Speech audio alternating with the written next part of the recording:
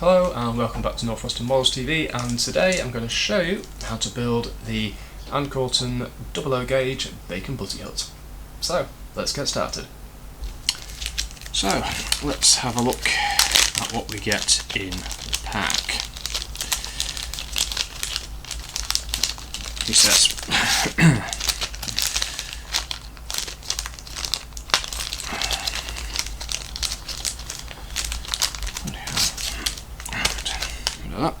Right, so we have a selection of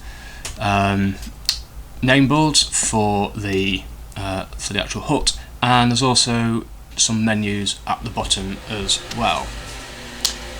And typically somebody's just decided to get their lawnmower out, so hopefully you'll be able to hear me over the top of that. So the menus, there's two types. There's one with post-decimalisation and one pre-decimalisation. I think decimalisation was mid to late 70s off the top of my head. I could be wrong, no doubt somebody will correct me on when the actual date was. So those are on there, and they'll obviously go on later. We have a main fretboard with all the parts on as well, and of course the all-important instructions to tell us how to actually put it all together. And that's just the cover sheet. So I'm going to have a quick read through the instructions and then we can make a start on building. So the first task is obviously going to be to cut out the first initial components, which is going to be the piece with the door on and the hatch as well.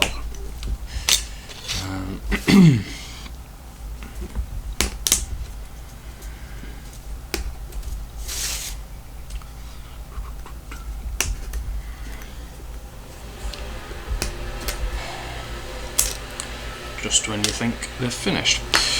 So what we need to do with these is obviously stick them together, and this way round, unlike the N-gauge version, the front, the hatch piece goes onto the back of the door piece, so it fits that way round rather than that way round. So the glue I'm going to use today is the Dux Materials Rocket card glue, as it works really well for laser cut kits like this. And just need a little bit down there, and then just glue the two pieces together. If you have an engineer's square, that could come in useful. If not, you could use, as I'm doing, the printed squares on a cutting mat to make sure that the corners are nice and square. Obviously make sure that you get the door the right way up when you do this. Whilst waiting for that to dry, we can then do the same with the other side and the back piece as well.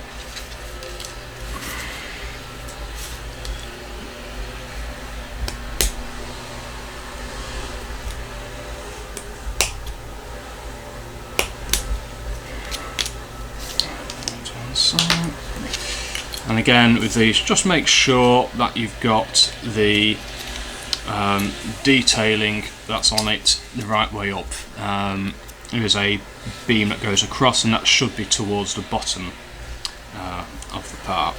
So make sure you get yourself the right way around, and then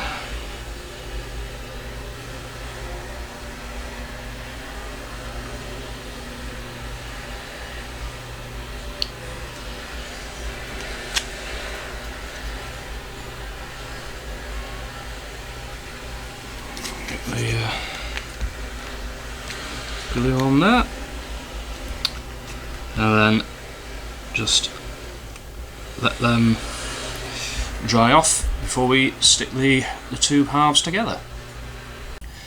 So once they have more or less dried, pick a side that you want to put your glue on first, and go for it to stick the two halves together, which will essentially then make a nice box type shape up.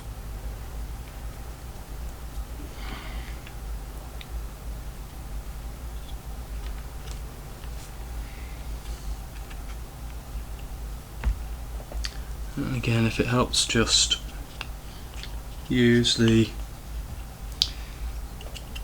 square or the grid on the cutting mat to just help you get it nice and square. And then let the glue do its magic. So whilst that's drying, what you can do is start getting the roof prepared, which is part 5. Now it's a fairly simple kit, this, so shouldn't really take too long to put together.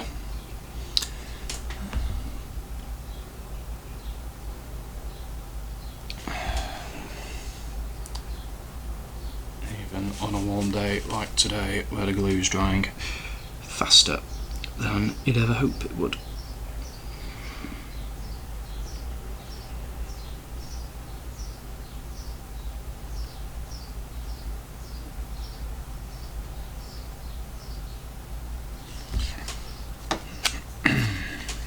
So with the roof, once you cut it out, try and get it centrally over the 4 walls, and there should be a bit of an overhang on all 4 sides. Now of course this will give the whole building a bit of strength, which it does need, and obviously once it has sort of grabbed it, you can then get inside and add more glue on the core, well, on all the edges, just to help it all stick in together.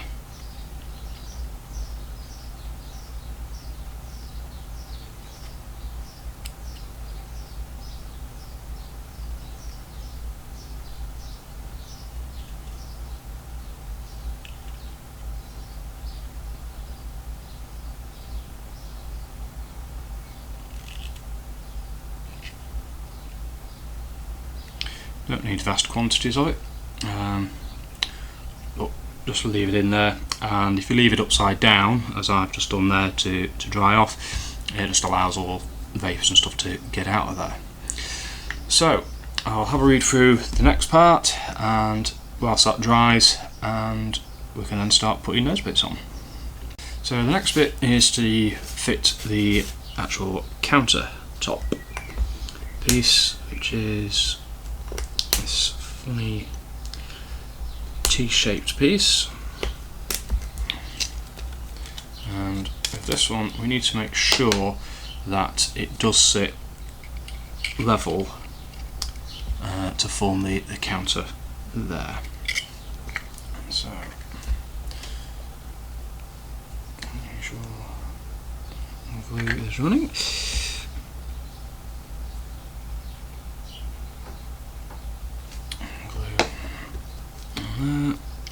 Get that in there. You can just set the counter height just by eye, just by looking at it. Make sure that it is level. And again, on the underside, you can add that extra little bit of glue under there just to help hold it in position. Once you're happy,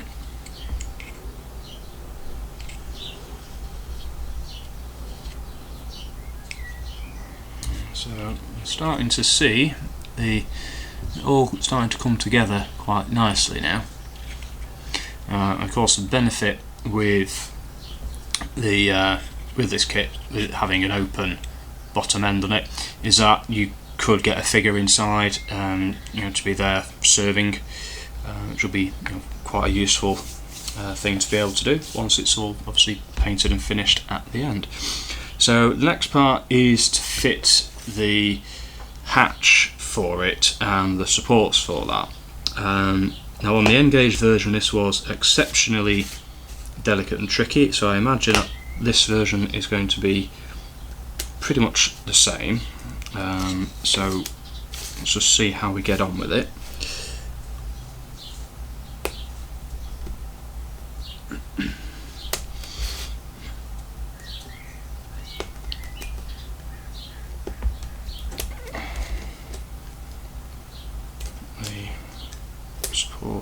fret.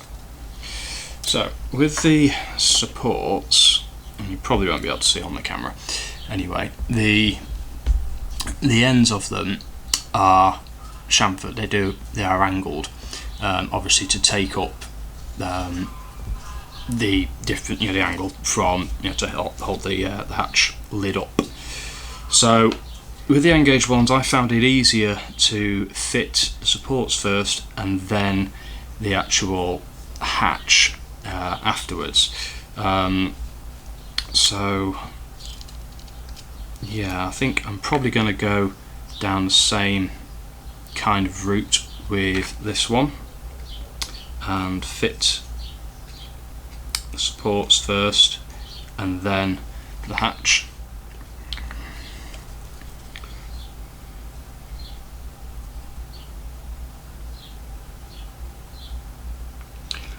The instructions, by the way, do say to actually fit the hatch first and then the supports, but I think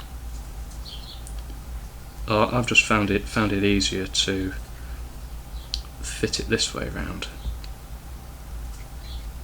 Of course, they will want to fall over all the time if I just get them on there to begin with.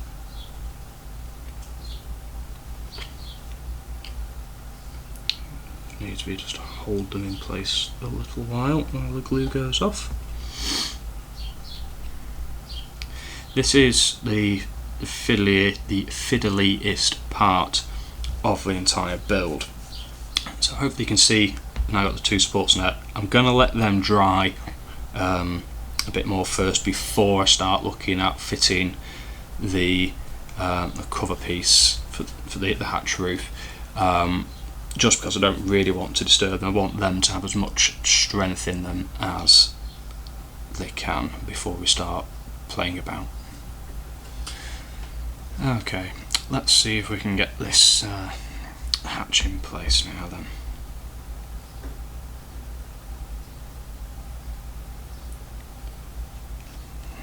Those bits first.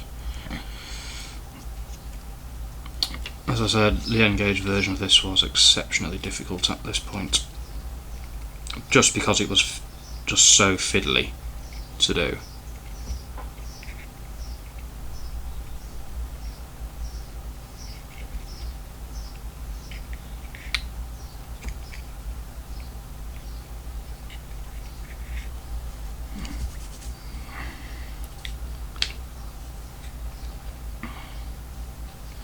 What we want to do now is get the support pieces to match and join up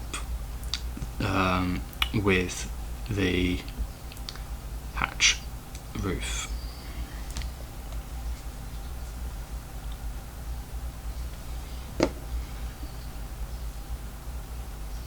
At a suitable point where it doesn't look ridiculous.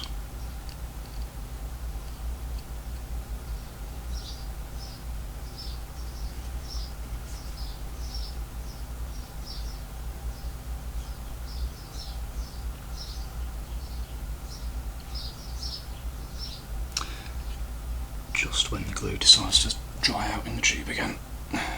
Sod's law. Right.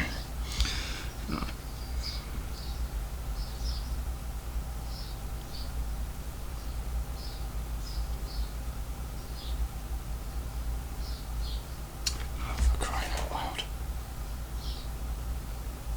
Always the way when you just want something to just give you some glue, isn't it? It just decides, oh no, I'll get a bit sticky and not bother.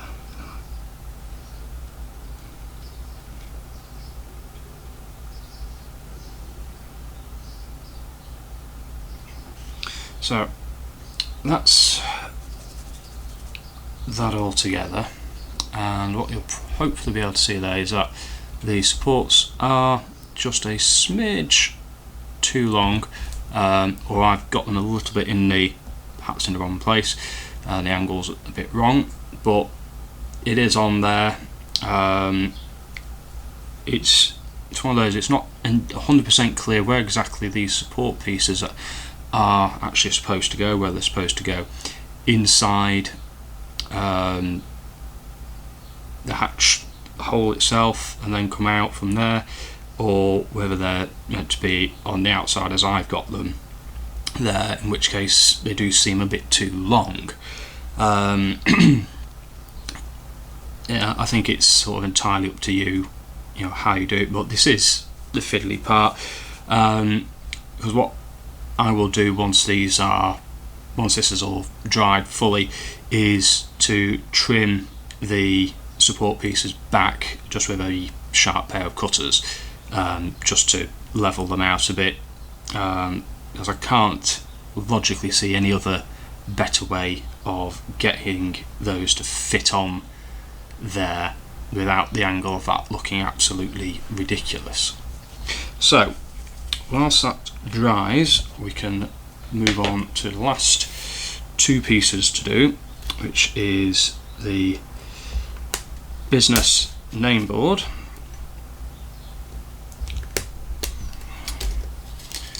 and there's also a little lintel piece to go above the doorway. So I'll do the lintel first. So the end of the door, obviously the lintel goes in the gap at the top.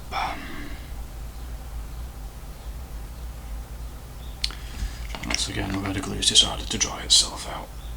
It is warm today. It is about 23 or 24 degrees, so the glue is just drying perhaps a little bit too quick. There we go. On there.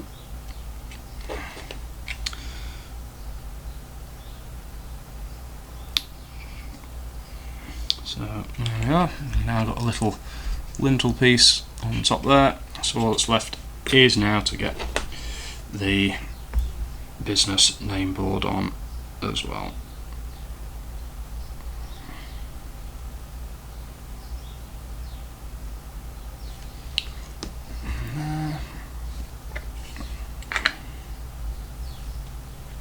Just line it up as best you can.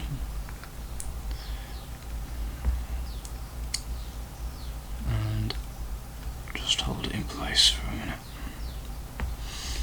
And there we are. That is our Butty Hut done. So there we are. That's how to put together the 00 gauge Ancorton Bacon Butty Hut. It's a simple enough kit. It's relatively easy. The only tricky part is the supports for the hatch area.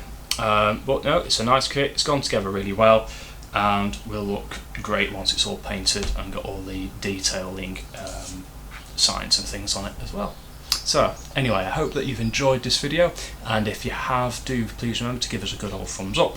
Also make sure that you hit that subscribe button as well, because that really does help us out quite a bit. So until next time, happy modelling.